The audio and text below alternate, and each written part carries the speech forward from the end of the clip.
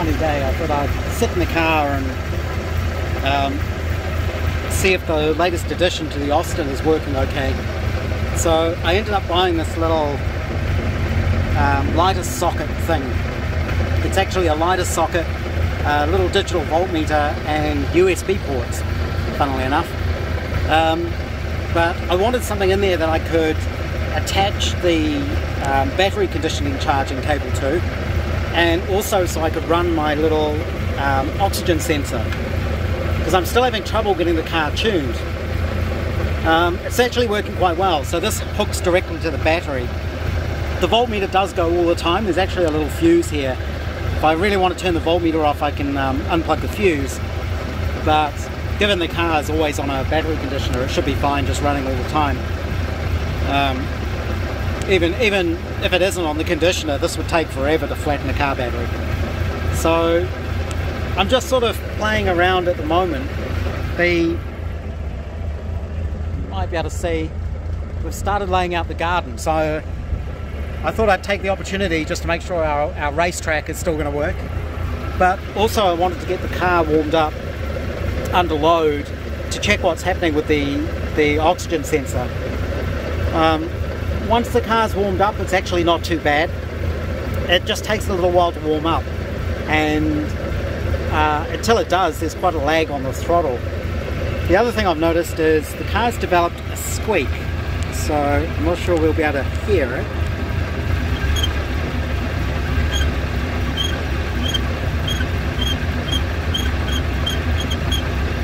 So that's just with the lightest touch on the throttle. I was trying to figure out what that noise is, and I think it's actually something to do with the throttle linkage itself scraping or rubbing somewhere. Because if I move the pedal slightly to the right with my foot, it disappears. So I don't think it's a mechanical thing like the clutch or dynamo or anything like that. So I've got the engine up to temperature now. See the oil pressure's down about 5 psi, which is about normal, and it seems to be running okay. I mainly just wanted to do a test to make sure that this oxygen sensor setup was going to work. Now that I know it does, I may leave that plugged in just for now. You always have to have the sensor powered up when the engine's running, otherwise it'll kill it. So it might be better to actually disconnect it and put the bung back in. But I'm still waiting to make sure I've got the right paperwork before I can... Well, I think we've probably just run out of fuel. Like I was saying, I'll probably wait until the car's actually VIN'd before I start playing with the tuning too much. I'm just waiting for the right paperwork. So I have the forms from the VCC, but then apparently there's another form you need from LTNZ, and you have to actually apply to them through a special form to get permission to get the car re-VIN'd. They charge you, I think it's $184 an hour to look into that. So it looks like the documentation I have from the VCC is basically to help make that process easier. It's just difficult because none of this is explained at all. Even if you know about that form, you can go and find it on the LTNZ website, but there's no description or no guidelines about how you're supposed to use it or what you're supposed to do. So I'm just working through that at the moment. I've got someone in the car club who knows about these things helping me. Let me just check my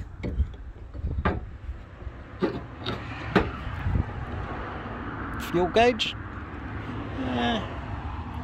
It's got 3 litres of fuel there, so I would have thought that would be enough. I may top that up. Let's see if it starts again.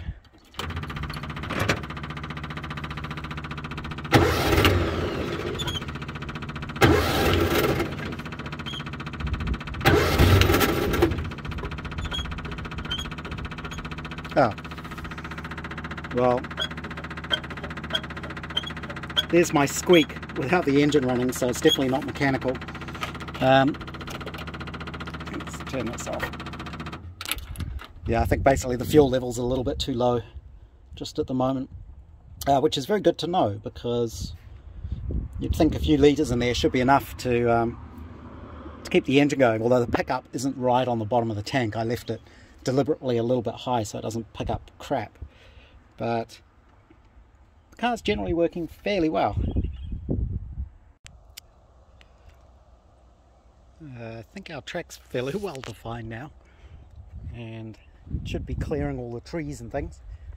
I've been trying to figure out if it's better as a clockwise circuit or a counterclockwise circuit, and I'm thinking clockwise is better, because if I'm going that direction, it's quite a bump going onto the driveway there, and the front wheel actually bounces up enough to smash the inside of the mudguard.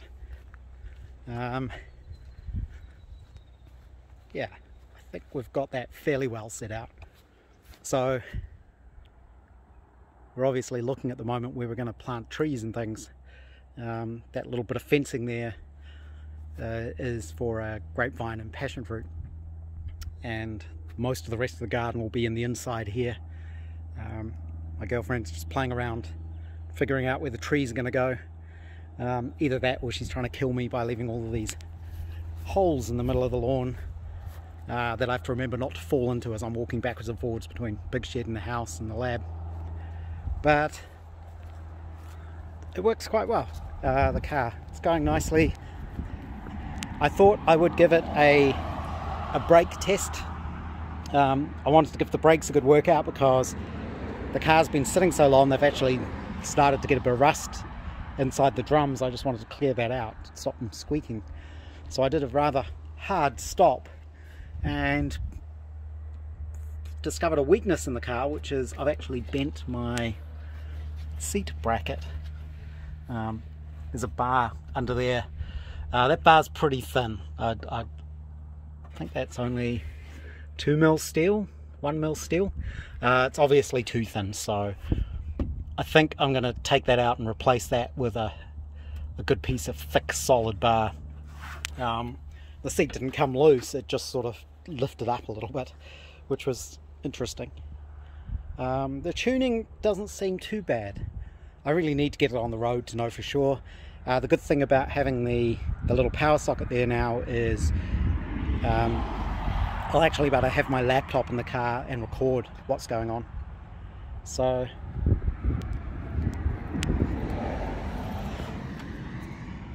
the radiator's warm but not overly hot. It's not boiling over.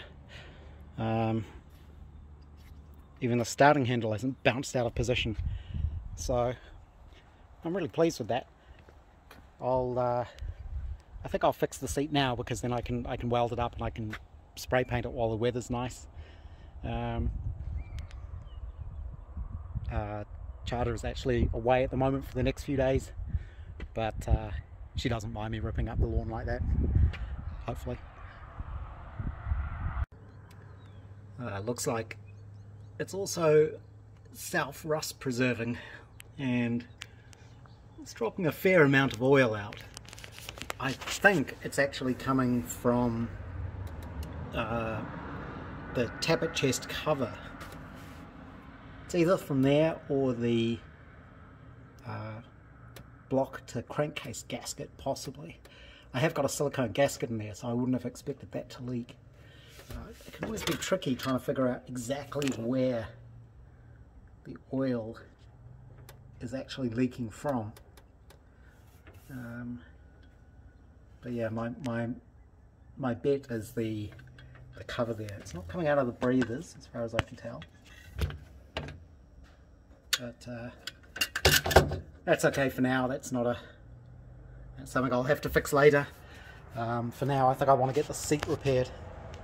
I'm not sure if I've mentioned it before, but this is the little charger battery conditioner I'm using on the Austin. Repco have these. They often have them on sale. You can get them quite good price, but I just have that plugged in the whole time, mainly because it's got a float trickle charge setting, so that'll keep the battery topped up. And as you can see, I've just got it on a little cigarette lighter plug. That's the other reason for fitting that modern gadget in there. It just plugs in, that connects directly to the battery, so through a fuse. Should see the battery voltage go up. Yeah, so it's just switching through its different charging cycles now. Here you can see what's happened to the seat. This is just 3mm thick 1/8 steel bar, and it just bent. So you can see where the seat gets bolted into the chassis there, and it sort of bent the ends up. So I'm just going to replace that with a much stiffer piece of bar, I think, and that should be fine. I don't think there was any danger of it ripping apart, and I think that was actually caused more by me gripping the steering wheel and slamming on the foot brake to see if the car would stop, and that put too much force on the seat going backwards. So that's easy to fix. I've repaired the Austin 7 seat. Basically I welded in a piece of 1/4 inch thick or 5mm thick steel. That should be a lot more solid, so hopefully it won't bend again. An update on the Riley. I'm still waiting for the taps and dies so I can do the front to the rear suspension. I've cleaned up the second head that I had, and it's definitely in much better condition. So I'm going to swap the valves over from this one onto this one. I'll have to grind them in, I think. And I've been cleaning up the various bits of rocker gear I've got. So I wire brushed all these, gave them a good degrease and clean. They're just covered in WD-40 at the moment to stop them rusting. But I need to pick out a decent set of these that I can use. And I've mentioned before I've got hard facing welding rods, so I may have a try at building up the face on some of these and then grinding them back. It's hard to know what's good and what isn't, so there's quite a bit of difference between them. So you can see the bottom one's a lot fatter. I don't know if it's just because this one's been ground down before. I've also cleaned up the rocker gear, the shafts and various bits and pieces. So I'm going to have to see if any of this is reusable. I already know some of the rocker shafts aren't because, the push rods aren't because they're bent or they're damaged. And same with the little ball end things. It may just be worth me getting new ones of those. So I think if there's any sort of pitting or anything on them, you probably want to replace them. I'll sort through them. I may have a good set there. But I cleaned up some of these things in my little ultrasonic cleaner. This one's really just built for jewellery and CDs.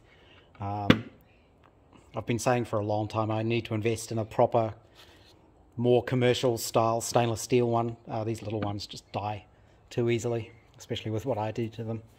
So I may look at getting one of those. If I get anything, basically I want it big enough that I can put an SU carburetor in. I figure that should be a pretty decent size. They obviously get a lot more expensive the bigger you get. I haven't done any more experiments with the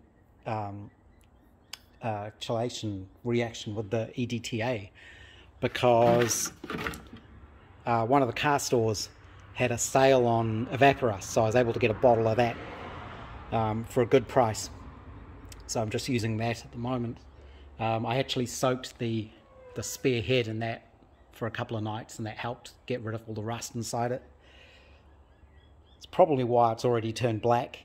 You can reuse it, but it just loses its effectiveness over time. It just gets saturated, I think. They say, you know, once it starts getting really black, it's probably gone. So this lot may have already gone, but you can't see it, but inside there's a brake drum, so I want to see how well it goes taking the rust off the brake drums, because I need to put together a good set of those. So this tub turned out to be the perfect size that you can just fit a brake drum in, and there's just enough in that 5 litre container of Evaporust that it just covers it. I've also cleaned up the back plates. These are for the rear wheels, and I've got these mostly flat and round again, so those should be reusable, so I should be able to paint those.